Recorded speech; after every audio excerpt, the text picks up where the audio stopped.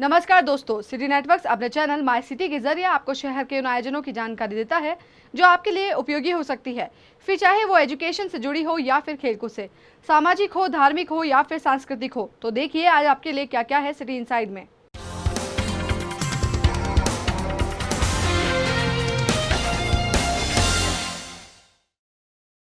इंदौर जिला प्रशासन ने गुंडों और खनन माफियाओं के साथ साथ मिलावटखोरों के खिलाफ भी अभियान शुरू कर दिया है। कलेक्टर मनीष सिंह के निर्देश पर प्रशासन और खाद्य एवं औषधि विभाग की टीम ने पोलो ग्राउंड स्थित पनीर, मावा, क्रीम, मिठाई बनाने वाली 2 फैक्ट्रियों पर दबिश दी। दबिश में ऐसा पदार्थ मिला जो आम व्यक्ति को कैंसर जैसी खतरनाक बीमारी दे सकता है। टीम ने यहां से बड़ी संख्या में केमिकल और मिलावटी सामग्री जब्त की।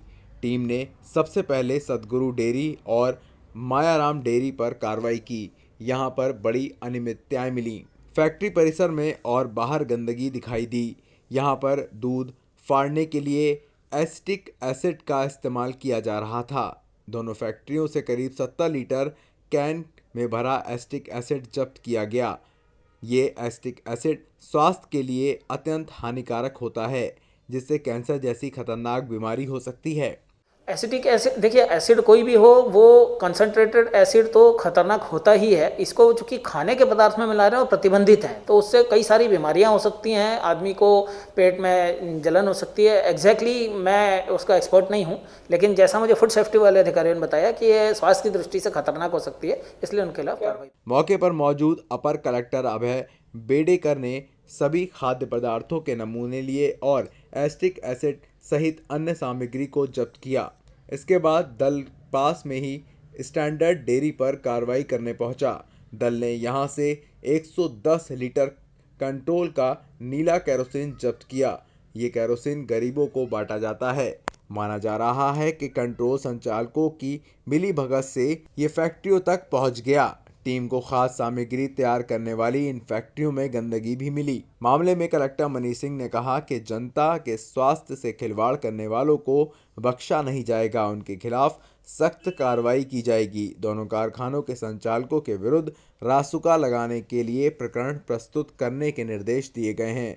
अपर कलेक्टर अभय बेडेकर ने बताया कि सभी खाद्य पदार्थों के नमूने भी लिए गए हैं और एसिटिक एसिड सहित अन्य सामग्री को भी जब्त करके कार्रवाई की गई है। दूध और उसका बाई प्रोडक्ट्स बनाने वाली फैक्ट्रीज पर हम लोग ने कार्रवाई करी है। उसमें हमारी फूड सेफ्टी की टीम और हमारी फूड सप्लाई की टीम, दोनों टीमों ने कार्रवाई करी। ये 2 फैक्ट्रीज थी, एक मायाराम डेयरी और एक सदगुरु डेयरी। इन दोनों ही डेयरी में जो खतरनाक चीज़ पाई गई वो एसिटिक एसिड पाया गया।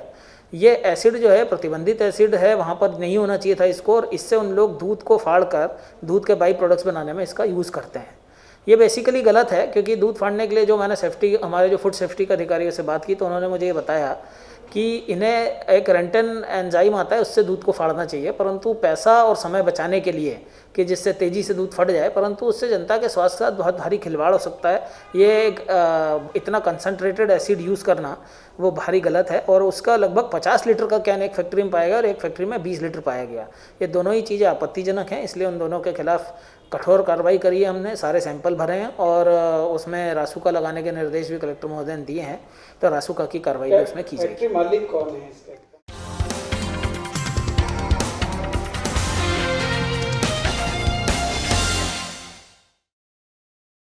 इंदौर के आईजी योगेश देशमुख अपने वार्षिक निरीक्षण के दौरान पुलिस लाइन पहुंचे, जहां उन्होंने पुलिस के एनजीओ मेस और कोरोना काल में शहादत प्राप्त हुए दिवंगत जूनी इंदौर थाना प्रभारी देवेंद्र चंद्रवंशी की याद में बनाए गए पुलिस गार्डन का उद्घाटन किया।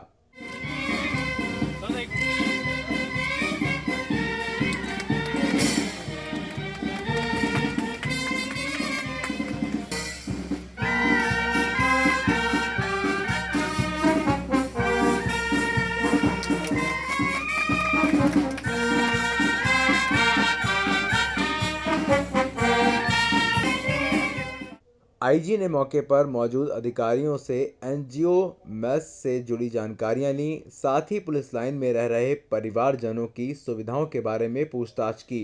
इस दौरान आईजी ने खामियां देखने पर उसे तुरंत दुरुस्त करने के निर्देश अधिकारियों को दिए। वार्षिक निरीक्षण के दौरान पुलिस लाइन पहुंचे इंदौर आईजी योगेश देशमुख ने पुलिस वाहनों का निरीक्षण भी किया। आईजी ने सख्ती दिखाते हुए कहा कि वो सुंदरता देखने नहीं बल्कि काम देखने के लिए आए हैं। इस दौरान उन्होंने वाहनों की काम करने की क्षमता और मेंटेन व्यवस्था की बारीकी से जानकारी ली। यहाँ पर कई वाहन अनफिट पाए गए, जिस पर आईजी ने संबंधित अधिकारी को जमकर फटकार लगाई और सस्पेंड करने की चेतावनी भी दी। क्या करना है?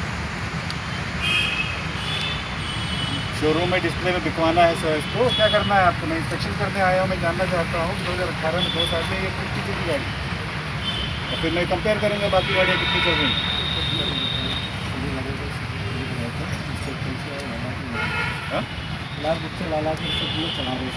क्या चढ़ा रहे हैं? इंस्पेक्शन के इतना टाइम मिलने के बावजूद भी चढ़ा ही रहे हैं आप लोग? हाँ, तुम्हारे लाइन की सारी गाड़ी में लिखा हुआ है? तो क्या तुम्हारे नाम पे रोड है गाड़ी? सभी चला के बीच में भी रहती है। और 2-4 गाड़ियाँ ऐसी हैं तो भी सस्पेंड करो ना। दिखता नहीं है हमको, तुम सर चेंज करो उसको। एमटी दूसरा नहीं तुम्हारे पास कोई? चेंज करो, नॉट फिक्स। कितने पैसे आए, कितना खर्च हुआ, कितना बकाया है, कुछ होगा कहीं?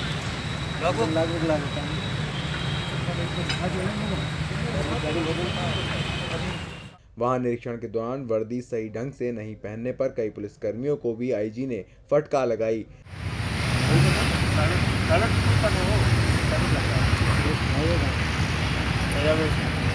फटी हुई वर्दी पहन के आया है इंस्पेक्शन में।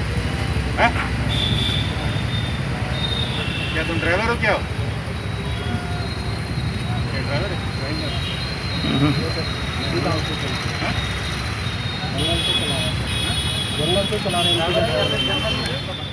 आईजी के अनुसार पुलिसकर्मी के लिए वर्दी बहुत मायने रखती है। ऐसे में पुलिसकर्मियों को अनुशासन में रहना बेहद जरूरी है। गाड़ियां हैं, वाहन हैं, सबका रखरखाव अच्छा होना चाहिए। इसमें जवान ट्रैवल करते हैं, उनके ट्रैवलिंग में कोई दिक्कत ना है, यही सब देखा जाता है, मेंटेनेंस देखा जाता है। वर्दी को लेकर भी नाराजगी व्यक्त की, कई जो ड्राइवर आए थे वर्दी ठीक ठाक नहीं थी। देखिए, बहुत बड़ी संस्था है, जैसे मैंने बताया। कभी कभी 2-4-10 कर्मचारी लापरवाही दिखाते हैं, तो पुलिस में एक नॉर्मल सिस्टम है, थोड़ा बहुत पनिशमेंट वगैरह दे के सुधार लाया जाता है।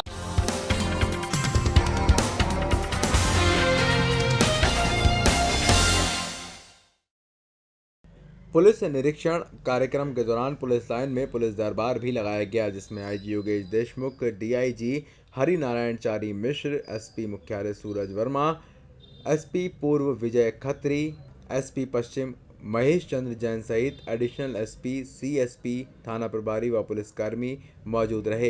पुलिस दरबार में पुलिसकर्मियों ने विभाग से संबंधित परेशानी इंदौर आईजी के समक्ष रखी, जिसमें प्रमोशन सेवा पुस्तिका का वार्षिक निरीक्षण, पुलिसकर्मियों के बच्चों के लिए करियर काउंसलिंग की व्यवस्था करने की बातें प्रमुख थीं। आज ही सैनिक सम्मेलन में कुछ सुझाव आए हैं और अधिकारियों को ये कहा भी गया है। तो इसमें अब जवान, चूँकि हमारे पुलिस फोर्स में लोग बाहर ड्यूटी करते हैं, परिवार अलग रहता है, तो बच्चों पे ध्यान दिया जाए, उनके स्वास्थ्य पे ध्यान दिया जाए। इसलिए करियर काउंसलिंग, हेल्थ काउंसलिंग, और जो रिटायरमेंट की कगार पे हैं उनके लिए रिटायरमेंट प्लानिंग और फाइनेंशियल प्लानिंग के लिए अधिकारियों को कहा गया है। बहुत जल्दी शुरू हो जाएगा। आईजी ने पुलिसकर्मियों को संबोधित करते हुए अनुशासन में रहने व आम जनता से अच्छा व्यवहार करने की सीख भी दी। जितने भी थाने खुले हैं, जनता के लिए खुले,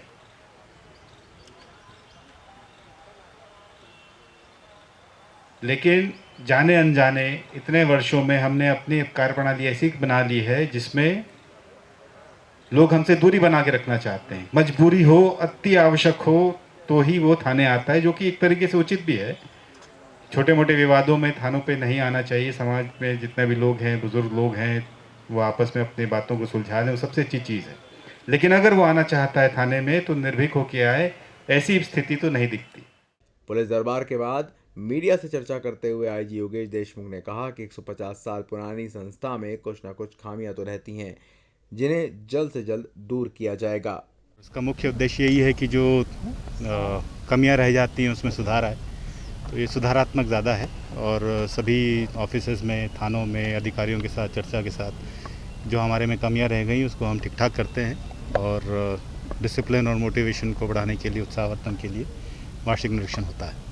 देखिए, ये समस्याएं हर जगह होती हैं। हमारी संस्था है, बड़ी डिसिप्लिन संस्था है, तो जो समस्याएं आती हैं, जैसे दरबार में लोगों ने अपनी बातें बताई हैं, उस ओर ध्यान आकर्षित किया है। कई जगह उस पर कार्य हो रहा है और कई जगह जहां कार्य की आवश्यकता है वहां पे सभी अधिकारियों को बताया गया है, उन वेलफेयर मेजर्स लिए जा रहे हैं।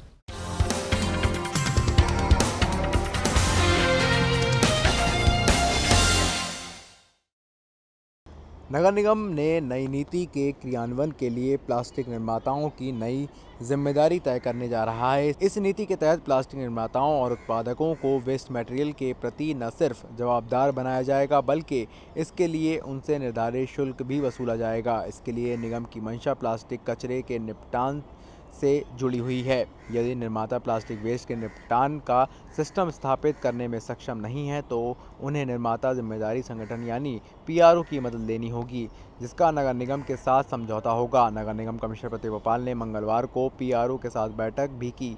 प्रतिभा पाल ने कहा है कि इस संबंध में एक आदेश पहले से ही प्लास्टिक अपशिष्ट प्रबंधन नियम 2016 के तहत है, जिसमें सभी उत्पादकों, ब्रांड मालिकों और प्लास्टिक उत्पादों के निर्माताओं के लिए राज्य प्रदूषण नियंत्रण बोर्ड के पास मात्रा के साथ पंजीकरण करवाना अनिवार्य होगा। यदि वे प्लास्टिक बेचते हैं या बाजारों में लाते हैं, तो PRO की मदद से उन्हें अपना पंजीयन सुनिश्चित करना होगा। इस पंजीयन के आधार पर नगर निगम प्लास्टिक विक्रेताओं से राशि भी वसूलेगी। योजना के शुरुआती सत्र में नगर निगम ने 7 लाख से अधिक की राशि जुटा भी ली है।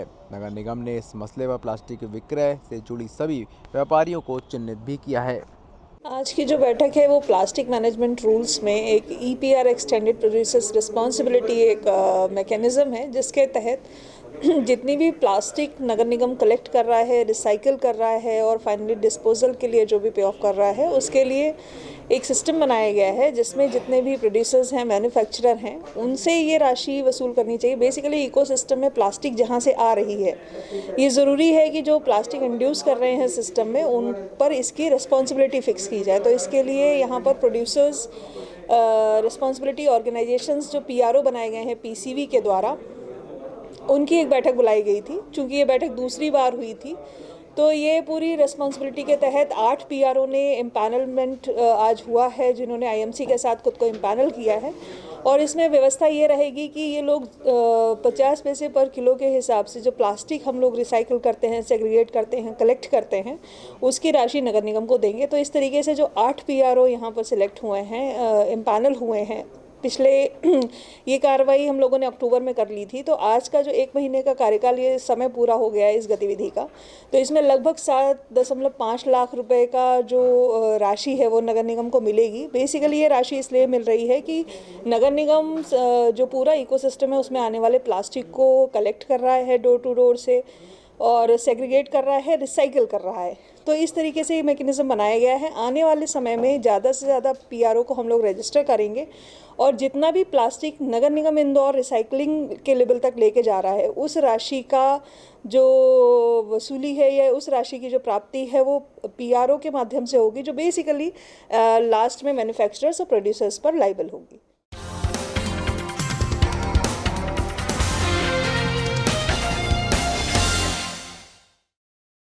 सफाई व्यवस्था के दम पर देश में अपनी पहचान बनाने वाली इंदौर नगर पालिका निगम के कर्मचारी खुद अपनी सुनवाई नहीं होने से परेशान है। निगम कर्मचारियों की समस्याओं का उदाहरण नगर निगम में लाए गए 4 दिवसीय शिकायत निवारण शिविर के दौरान देखने को मिला। 4 दिवसीय शिविर का समापन होने से पहले निगम को अपने कर्मचारियों की 500 से अधिक शिकायतें मिली। निगम कमिश्नर प्रतिभा पाल ने अपनी पूरी टीम के समस्याओं के निराकरण को लेकर कमान अपने हाथ में ले ली है। निगम कमिश्नर प्रतिभा पाल ने साफ किया है कि इन शिकायतों का मूल्यांकन वे खुद करेंगी और उनका प्रयास रहेगा कि 15 से 20 दिनों के भीतर अधिकांश समस्याओं का निपटारा किया जा सके।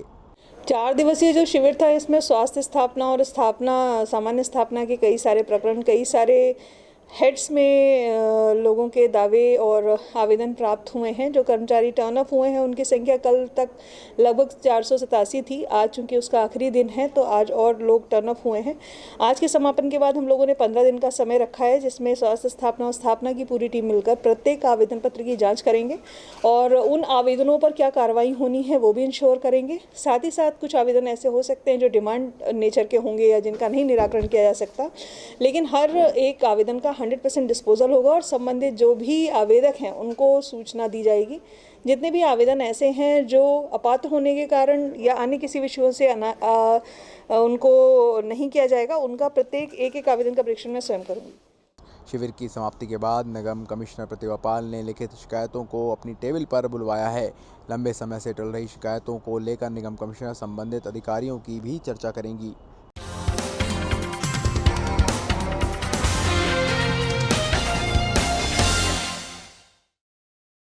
1 दिसंबर से रतलाम रेल मंडल ने भी अपनी कई गाड़ियों के समय में परिवर्तन कर दिया है। इसमें डॉक्टर अंबेडकर नगर महू इंदौर से चलने वाली इंदौर भोपाल इंटरसिटी एक्सप्रेस, साप्ताहिक कामाख्या एक्सप्रेस, त्रिसाप्ताहिक इंदौर हावड़ा और इंदौर दौंड प्रमुख है। रेलवे के पीआरओ जितेंद्र जयुत ने विस्तार से जानकारी देते हुए परिवर्तित समय की जानकारी दी। साथ ही साथ उन्होंने ये भी बताया कि इंदौर पुणे एक्सप्रेस का विस्तार कर उसे दौंड तक किया गया है। भारतीय रेलवे पे 1 दिसंबर से बहुत सी गाड़ियों में समय परिवर्तन हुआ है और उसके तहत इंदौर से चलने वाली कुछ गाड़ियां हैं जिनका समय परिवर्तन हुआ है, जैसे कि डॉक्टर अंबेडकर नगर से कामाख्या एक्सप्रेस चलती है, उसके समय में परिवर्तन हुआ है। इंदौर से जो पुणे जाती है उसको दौड़ तक बढ़ाया है और उसके साथ में उसमें समय में भी परिवर्तन किया गया है। साथ में रतलाम से इंदौर होते हुए जो भिंड जाती है उसके समय में भी आंशिक परिवर्तन हुआ है। इंदौर से ग्वालियर की गाड़ी में भी परिवर्तन हुआ है। इंदौर से जबलपुर जाती है उसमें भी आंशिक परिवर्तन है और डॉक्टर अंबेडकर नगर से माँ वैष्णो देवी जाती है उसके समय में भी परिवर्तन है। और साथ में डॉक्टर अंबेडकर नगर से भोपाल जो इंटरसिटी जाती है सुबह में वो उसमें भी परिवर्तन किया गया है। तो ये परिवर्तन 1 दिसंबर से लागू हो चुके हैं और आने वाले टाइम में जो भी यात्री हैं उनको हम लोग SMS और उसके थ्रू इंटरनेट के थ्रू बता रहे हैं। रेलवे पीआरओ ने यह भी बताया कि वर्तमान समय में शादियों के चलते ट्रेनों में अधिक वेटिंग चल रही है, जिसे देखते हुए इंदौर से जाने वाली राजेंद्र नगर पटना गाड़ी के परिचालन में भी समय अवधि के लिए विस्तार किया गया है। इंदौर से जाने वाली राजेंद्र नगर पटना एक्सप्रेस 5 दिसंबर शनिवार से 26 दिसंबर तक चलेगी। इसी प्रकार राजेंद्र नगर पटना से आने वाली गाड़ी का परिचालन 7 दिसंबर से 28 दिसंबर तक हर सोमवार को होगा। उन्होंने इसकी विस्तार से जानकारी दी। यात्री सुविधा को ध्यान में रखते हुए रेल प्रशासन द्वारा जो इंदौर से राजेंद्र नगर पटना के लिए जो त्यौहार स्पेशल का संचालन किया गया था और नवंबर 30 तक उसका संचालन किया जाना था, उसका पुनः विस्तार किया गया है। अब ये जो ट्रेन है जो एक सप्ताह में 1 दिन चलती है इंदौर से राजेंद्र नगर पटना के लिए, उसको 28 दिसंबर तक के लिए संचालित किया जा रहा है और जो सप्ताह में 2 दिन चलती है जो दूसरे नंबर से चलती है उसको सप्ताह में उसको भी 30 दिसंबर तक के लिए विस्तारित किया गया है। तो कुल मिला के इन दोनों ट्रेनों का विस्तार करते हुए यात्रियों को सुविधा प्रदान की गई है।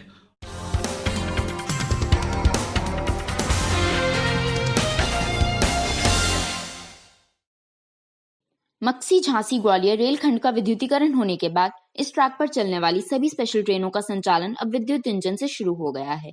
रेल प्रवक्ता ने जानकारी देते हुए बताया कि गुना मक्सी झांसी ग्वालियर रेलखंड का विद्युतीकरण का कार्य पूरा हो चुका है। पहले इस ट्रैक पर डीजल इंजन के जरिए गाड़ियों का संचालन किया जाता था, जिसे अब बंद करके विद्युत इंजन के जरिए संचालित किया जाएगा। इंदौर से चलने वाली करीब 8 ट्रेनों का संचालन अब विद्युत इंजन से होगा। कोरोना काल के बाद नियमित चलने वाली सभी गाड़ियों को विद्युत लोगों से चलाया जाएगा। पश्चिम रेलवे के रतलाम मंडल पर जो पहले डीजल इंजन से चलती थी करीब 6 गाड़ियां हैं, उनको अब विद्युत इंजन से चलाया जाएगा। तो इंदौर जो रतलाम से इंदौर होते हुए भिंड जाती है उसको विद्युत इंजन से चलाया जाएगा और रतलाम से इंदौर होते हुए जो ग्वालियर जाती है उसको भी विद्युत इंजन से चलाया जाएगा। तो विद्युत इंजन से चलने से इसके परिचालन में वृद्धि होगी और आने वाले टाइम में इसमें समय भी बचेगा।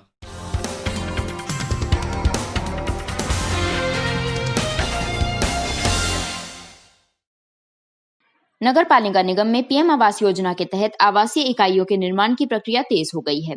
नगर निगम ने शहर के 17 स्थानों पर 22,000 व्यावसायिक इकाइयां बनाने का लक्ष्य रखा है। इस योजना के पहले चरण में निगम मार्च तक शहर के 3 स्थानों पर आवासीय इकाइयों का निर्माण करेगा, जिसमें देवगुरडिया और पितृ पर्वत के सामने वाले स्थान को प्रमुखता दी गई है। निगम को उम्मीद है कि मार्च तक 3 स्थानों पर आवासीय इकाइयों का निर्माण कर दिया जाएगा। इन इकाइयों की मदद से निगम को मिलने वाली राशि से दिसंबर 2021 तक प्रधानमंत्री आवास योजना के तहत अन्य प्रोजेक्ट को पूरा कर लिया जाएगा। नगर निगम ने इन आवास इकाइयों के प्रचार प्रसार को लेकर भी जल्द ही बड़े पैमाने पर अभियान चलाने की तैयारी कर रहा है। करीब 17 स्थलों पर 22,000 आवासीय प्रकोष्ठों का निर्माण हो रहा है और इसमें अभी 3 जो प्रोजेक्ट हैं, देवगढ़िया ट्रेंचिंग ग्राउंड और ये पितृ पर्वत के सामने और बुढ़ानिया रे, ये तीनों साइट्स हमारी कोशिश है कि मार्च तक कंप्लीट करके हम लोगों को पोजीशन दे देंगे।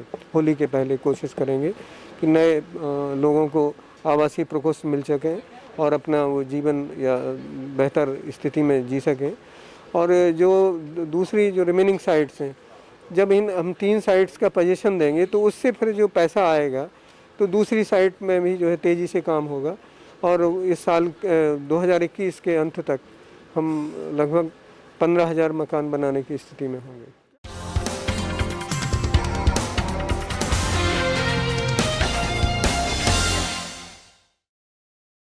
गुंडा विरोधी अभियान जारी है। सोमवार को एक दिन का ब्रेक लेने के बाद नगर निगम की टीम ने फिर से गुंडों के अवैध निर्माण पर अपना बुलडोजर चलाया।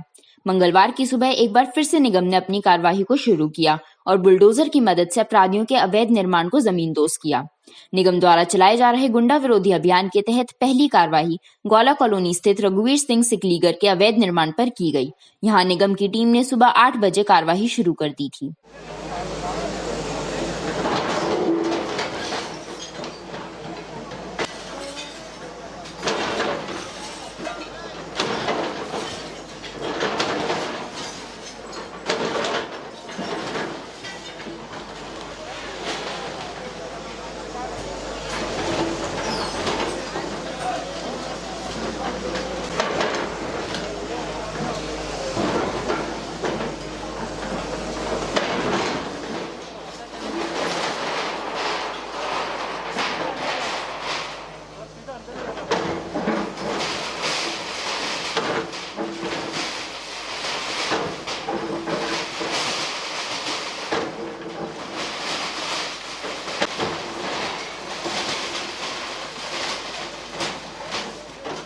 दूसरी तरफ नगर निगम की टीम ने द्वारकापुरी स्थित बबलू पंचर नामक अपराधी के अवैध निर्माण को ध्वस्त किया।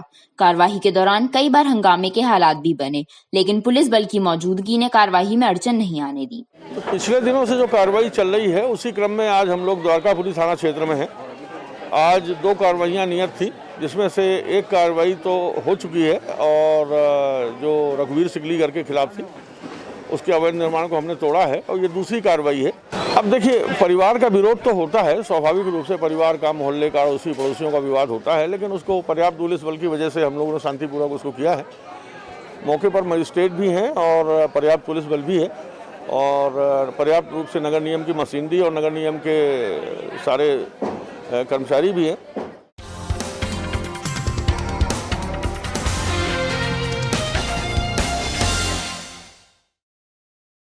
इंदौर में कोरोना संक्रमण ने एक बार फिर से अपनी रफ्तार तेज कर दी है। बीती रात मिली रिपोर्ट में 542 नए संक्रमित सामने आए। पिछले 10 दिनों से कोरोना के मरीजों के बढ़ने का सिलसिला इसी तरह जारी है।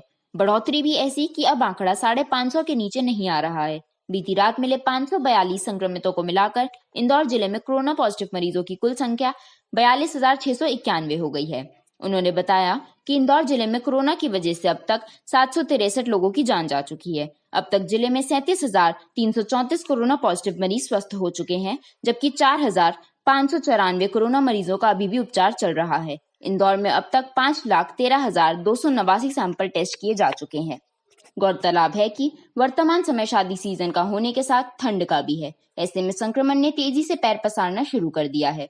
संक्रमण से बचने के लिए एहतियात जरूरी है। शासन प्रशासन भी लोगों से अपील कर रहा है कि लोग सावधानी के साथ रहें, आपस में जरूरी दूरी बनाए रखें और मास्क का उपयोग अनिवार्य रूप से करें।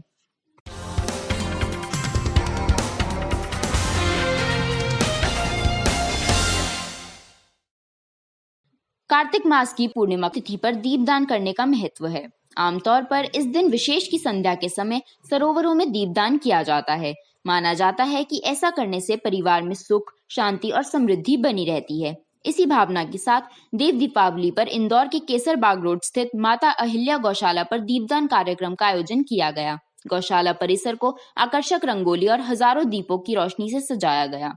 समिति सदस्यों ने बताया कि अनेक गौ भक्तों ने यहाँ पर सपरिवार सप्त गौ माता मंदिर पर पूजन किया। इसके बाद जल कुंड में दीपदान करने के साथ साथ गौशाला पर दीपों से रोशनी की। अपराह्न 4:30 बजे से रात करीब 8 बजे तक गौशाला में गौ भक्तों का मेला लगा रहा। गौ भक्तों ने दीपों से रोशनी कर कार्तिक पूर्णिमा को सार्थक बना दिया।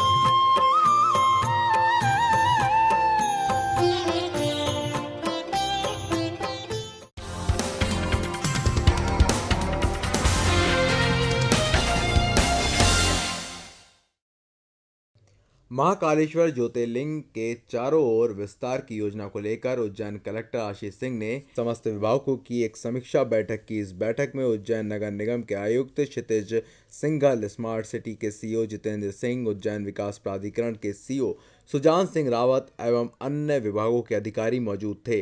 कलेक्टर आशीष सिंह का कहना है कि देश भर से आने वाले श्रद्धालुओं को भगवान महाकाल के दर्शन करने के दौरान किसी प्रकार की परेशानियों का सामना न करना पड़े, इसके लिए एक विस्तृत प्लान तैयार किया गया है। उन्होंने कहा कि फ्रांस की सरकार भी कुछ फंड मुहैया करा रही है, जिसे वे महाकाल मंदिर के विस्तारीकरण की योजना में उपयोग करेंगे। महाकाल मंदिर के चारों ओर हो रहे अतिक्रमण को भी खत्म करने के लिए कलेक्टर ने नगर निगम को आदेश दिया कि वे स्थायी और अस्थायी अतिक्रमण को हटाने की कार्रवाई करें। कलेक्टर आशीष सिंह ने कहा है कि जब बाहर से श्रद्धालु उज्जैन पहुंचे तो उन्हें महाकाल मंदिर पहुंचने के बाद सुखद अनुभूति हो, इस तरह के प्लान बनाकर धरातल पर लाएं।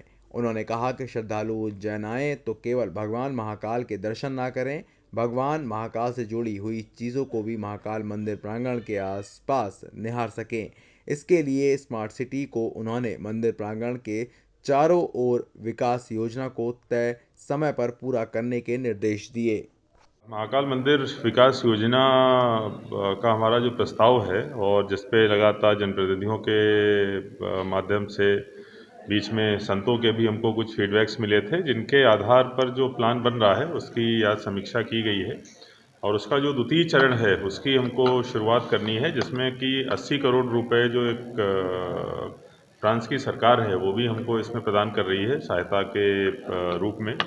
तो उसके लिए जो दूसरे चरण की प्लानिंग है, जिसमें हरी फाटक ब्रिज को जो है वो चौड़ा किया जाना है, सामने की रोड को चौड़ा किया जाना है और जो मंदिर के परिसर का जो विस्तार है, कुल मिला के जो हमारी इस योजना का मुख्य उद्देश्य है कि मंदिर का परिसर जितना बड़ा है, मंदिर का क्षेत्र जितना बड़ा है, कम से कम 10 गुना या 12 गुना हमारी करने की योजना है, जिससे कि मंदिर के परिसर का विस्तार एक तरफ महाकाल थाने से लगा के बेगम बाग की रोड तक हो जाएगा और सामने की तरफ अगर हम लोग तोपखाने की तरफ जाएंगे तो 70 मीटर आगे की तरफ से लगा के रुद्र सागर को पार करते हुए रुद्र सागर के पीछे जो ज़मीन हमने एक्वायर करी वहाँ तक हो जाएगा। तो उस पूरे एरिया से हम लोग मंदिर के परिसर का विस्तार करें और जितने भी श्रद्धालु आते हैं, चाहे विशेष अवसरों पर चाहे सामान्य अवसर पर, उनको सबको एक बहुत अच्छे तरीके से सहूलियत से दर्शन भी हो सके और दर्शन के साथ साथ कुछ अन्य चीज़ें भी जो है हम लोग उनको दिखा सके, जिससे कि वो यहाँ पर रुकें और रुक के रोजगार के दूसरे जो साधन हैं और यहाँ के जो दूसरे व्यक्ति हैं उनको भी किसी तरीके से लाभ पहुँचा सके। इस प्रकार की हमारी योजना है जिस पर हम लोग आगे काम करेंगे।